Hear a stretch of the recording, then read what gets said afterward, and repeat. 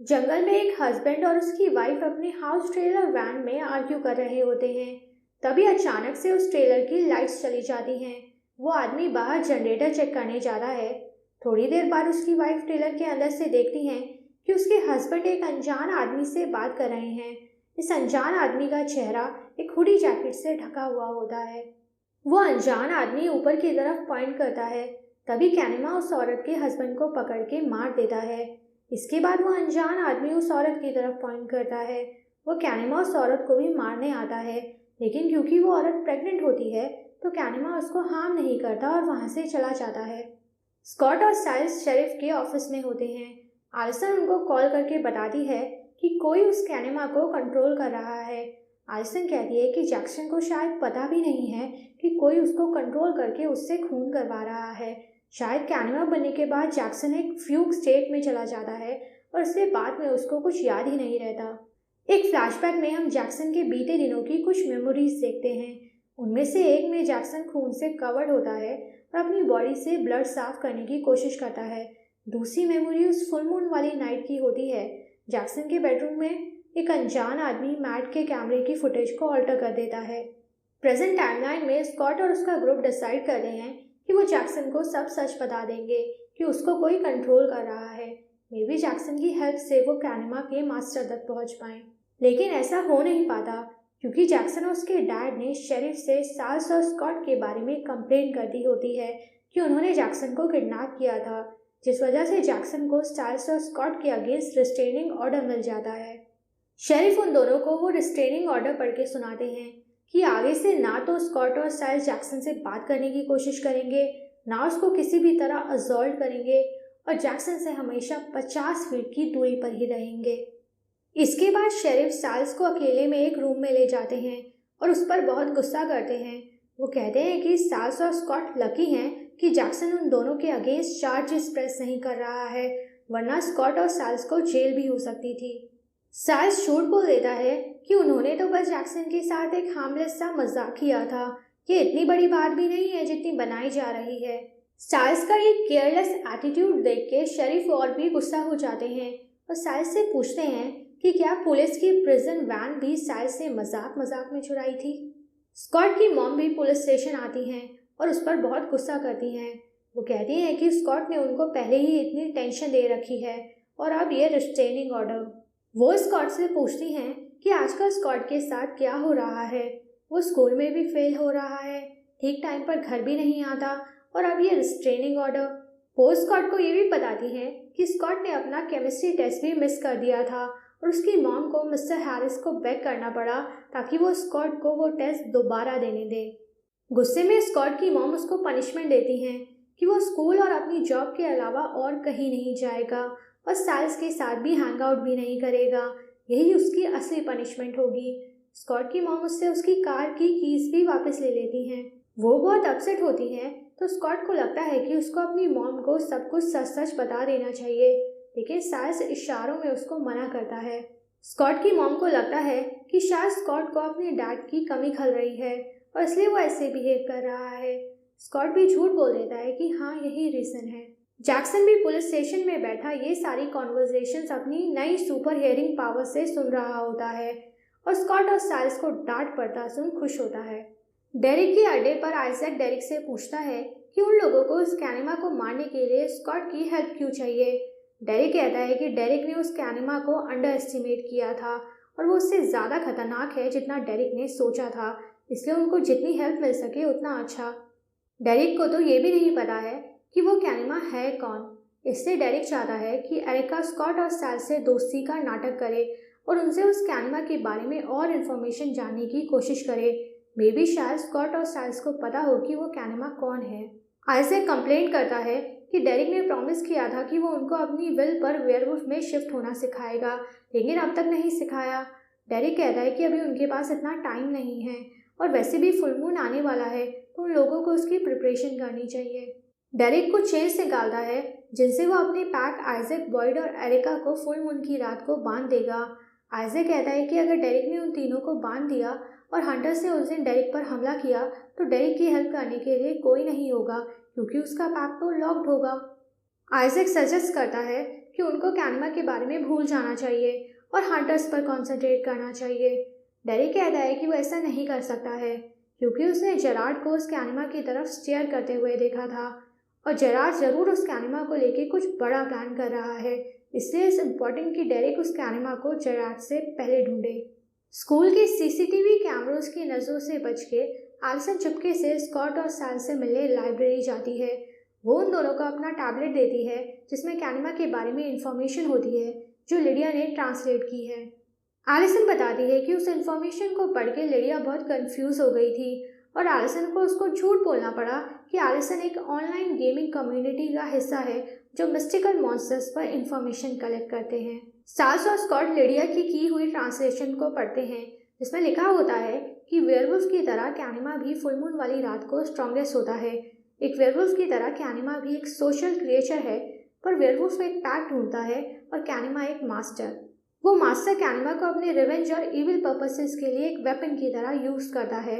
Allison उनको एक story बताती है कि एक बार साउथ अमेरिका में एक प्रीस्ट ने कैनिमा को यूज किया था ताकि वो अपने विलेज से सारे क्रिमिनल्स को खत्म कर सके। पर धीरे धीरे कैनिमा और उस प्रीस्ट का बॉन्ड इतना स्ट्रांग हो गया था कि वो कैनिमा उस प्रीस्ट के लिए कुछ भी करता था और उसके पूरे कंट्रोल में आ गया था। कैनिमा एक तरह की वेयरवुल्फ म्यूटेशन होते हैं और ये लोग तब तक अपने वेयरवुल्फ ट्रांसफॉर्मेशन को कंप्लीट नहीं करते जब तक उनकी लाइफ के पास इश्यूज सॉल्व ना हो जाएं। साल, स्कॉट और एलिसन को लगता है कि शायद जैक्सन को अपने बायोलॉजिकल पेरेंट्स को लेके कुछ इश्यूज होंगे, तभी वो कैनिमा बन गया। एलिसन कहती है कि वो इस बारे में जैक्सन से बात करेगी क्योंकि साल्स और स्कॉट के अगेंस्ट तो जैक्सन ने रिस्ट्रेनिंग ऑर्डर ले लिया है। स्कॉट उसको केयरफुल रहने को कहता है। साल्स कहता है कि वो लिडिया से बात करेगा, मे बी उसको जैक्सन के पेरेंट्स के बारे में कुछ पता हो। फिर हम जैक्सन को देखते हैं, वो किसी तरह के ट्रांस में होता है और बायोलॉजी क्लास में जाके एक सांप को निगल लेता है। इसके बाद एलिसन जैक्सन को लॉकर रूम तक फॉलो करती है। बाहर उसको मैट मिलता है जो उसको उसके शूज़ पर कॉम्प्लीमेंट करता है और उसको एक रेव पार्टी पर अपने साथ चलने के लिए इनवाइट करता है। तभी एलिसन को लॉकर रूम से जैक्सन के चोक करने की आवाज़ आती है और वो लॉकर रूम के अंदर चली जाती है। जैक्सन अंदर शावर ले रहा होता है और एलिसन के साथ बहुत बदतमीजी से पेश आता है और उसको डराता धमकाता है।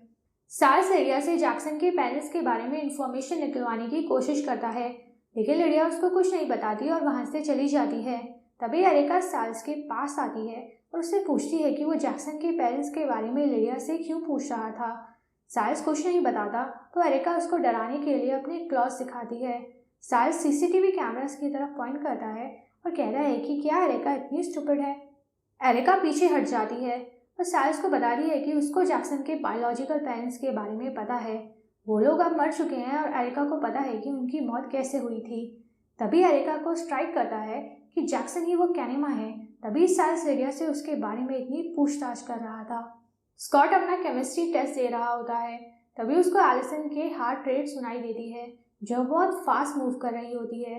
वो समझ आता है कि एलिसन किसी तरह के खतरे में है और अपना एग्जाम आधा अधूरा छोड़ के एलिसन को बचाने चला जाता है।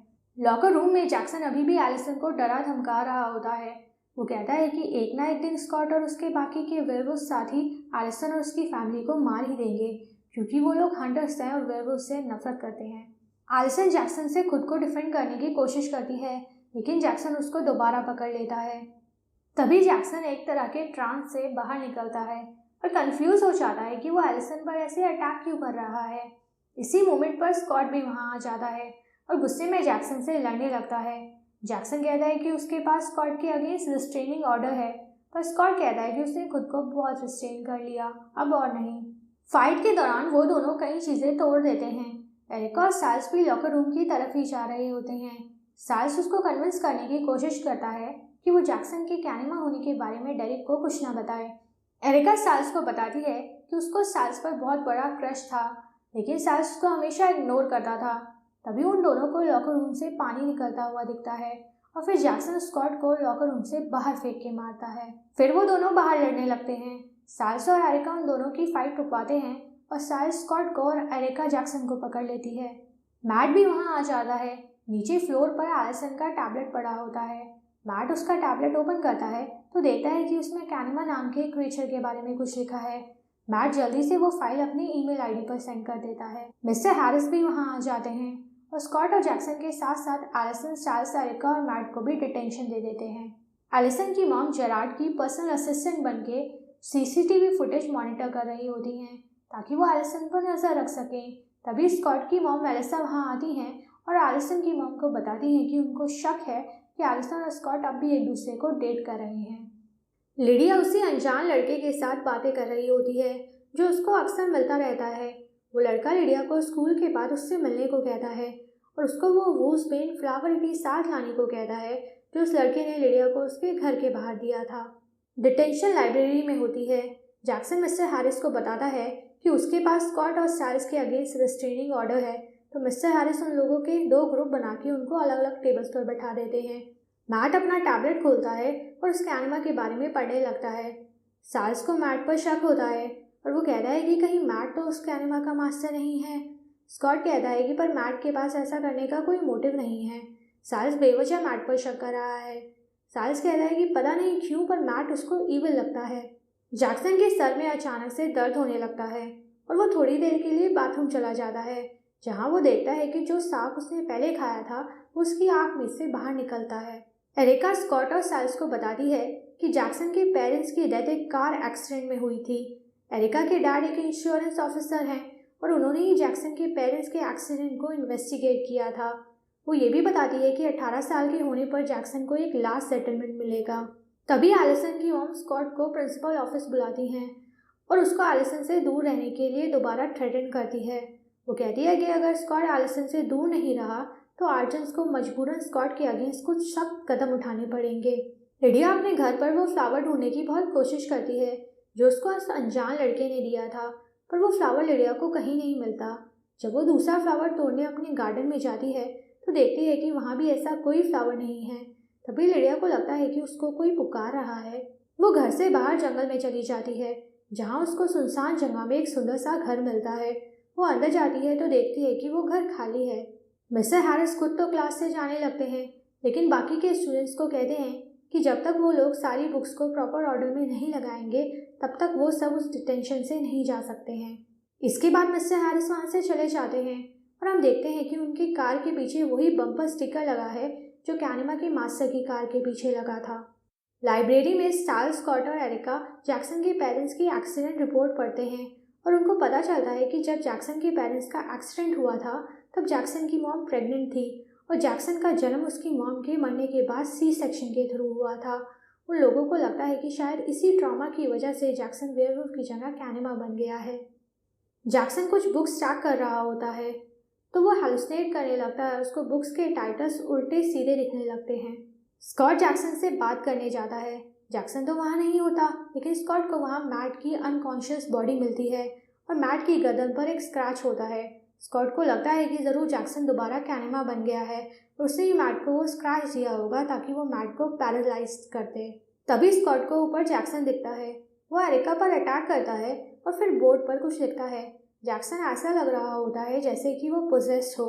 वो बोर्ड पर एक चेतावनी लिखता है और स्कॉट और उसके फ्रेंड्स को कैनिमा के मामलों से दूर रहने को कहता है, वरना वो उन सबको मार देगा। इसके बाद जैक्सन विंडो तोड़ के वहाँ से भाग जाता है। जैक्सन के वेनम की वजह से एरिका को दौरा पड़ जाता है। चार्ल्स और स्कॉट उसको डॉक्टर के पास ले जाना चाहते हैं, लेकिन एरिका उनको उसको डेरिक के पास ले जाने को कहती है। स्कॉट एलिसन को ऐसे वहाँ अकेला छोड़ के नहीं जाना चाहता, लेकिन एलिसन कहती है कि उसको जाना पड़ेगा क्योंकि एरिका को हेल्प की ज़रूरत है और चार्ल्स उसको अकेले नहीं उठा पाएगा। एलिसन कहती है कि वो मैट के पास ही रुकेगी तो मेक श्योर कि मैट को भी डॉक्टर्स की हेल्प मिल पाए। स्कॉट कहता है कि उसको एलिसन को ऐसे छोड़ के जाना अच्छा नहीं लग रहा है, लेकिन एलिसन कहती है कि इट्स ओके, कोई बात नहीं। उस वीरान घर में लिडिया को वो अनजान लड़का मिलता है। वो दोनों किस करने लगते हैं, पर फिर लिडिया मिरर रिफ्लेक्शन में देखती है कि वो उस लड़के को नहीं बल्कि पीटर को किस कर रही है जिसकी बॉडी बुरी तरह जली हुई है। तभी लिडिया को रियलाइज होता है कि वो हेलुसिनेट कर रही है और असल में वो डेरिक के पुराने जले हुए घर पर है। लिडिया डर जाती है और चीखने लगती है। चार्ल्स और स्कॉट एरिका को डेरिक के पास ले जाते हैं। एरिका को ठीक करने के लिए डेरिक उसका हाथ तोड़ देता है और कैनिमा का वेनम बाहर निकालता है। वो कहता है कि इससे एरिका का हीलिंग प्रोसेस बढ़ जाएगा। एरिका ठीक हो जाती है और चार्ल्स को उसकी हेल्प करने के लिए थैंक्स बोलती है। इसके बाद स्कॉट डेरिक को कहता है कि कैनिमा को पकड़ने के लिए वो डेरिक के पैक का हिस्सा बनेगा पर एक शर्त पर कि वो लोग जैक्सन को मारेंगे नहीं, बस पकड़ेंगे। स्कॉट की मॉम मेलिसा हॉस्पिटल में काम कर रही होती हैं। जिस प्रेग्नेंट औरत के हस्बैंड पर एपिसोड की स्टार्टिंग में कैनिमा ने अटैक किया था, वो भी वहीं पर होती है। उस औरत ने थोड़ी देर पहले ही अपने बच्चे को जन्म दिया है। वो औरत डरी हुई होती है और मेलिसा को बताती है कि जिस चीज़ ने उसके हस्बैंड को मारा है वो कोई इंसान नहीं था। मेलिसा को लगता है कि वो औरत दवाई के नशे में ये सब बोल रही है। मेलिसा उस औरत को रेस्ट करने को कहती है और वहाँ से चली जाती है। मेलिसा के जाने के बाद वो कैनिमा का मास्टर वहाँ आता है और उस औरत को मार देता है। डेरिक के घर पर लिडिया को रियलाइज़ होता है कि उसने स्कूल में एक बार ट्रॉफी केस में यंग पीटर की फ़ोटो देखी थी और तब से उसको हेलुसिनेट करने लगी थी। पीटर ही वो अनजान लड़का था जिससे लिडिया इतने दिनों से मिल रही थी और ये सब लिडिया का हेलुसिनेशन था। पीटर की हेलुसिनेशन लिडिया को बताता है कि उसको पता था कि लिडिया वेयरवुल्फ बाइट से इम्यून होगी और ना तो वेयरवुल्फ बनेगी और ना ही मरेगी। इसलिए पीटर ने लिडिया को काटा ताकि वो लिडिया को as a backup plan use कर सके। पीटर कहता है कि लिडिया को पीटर के लिए एक बहुत ज़रूरी काम करना होगा। थोड़ी देर बाद लिडिया जब अपना हाथ खोलती है तो उसमें वही वुल्सबेन फ्लावर होता है जो यंग पीटर ने लिडिया को दिया था। फिर हम देखते हैं कि डेरिक के घर के नीचे अंडरग्राउंड पीटर की डेड बॉडी दफन है। इसी के साथ ये एपिसोड ख़त्म हो जाता है। अगर आपको ये वीडियो अच्छी लगी हो तो प्लीज़ इस चैनल को ज़रूर सब्सक्राइब कीजिएगा। Thank you for watching and take care.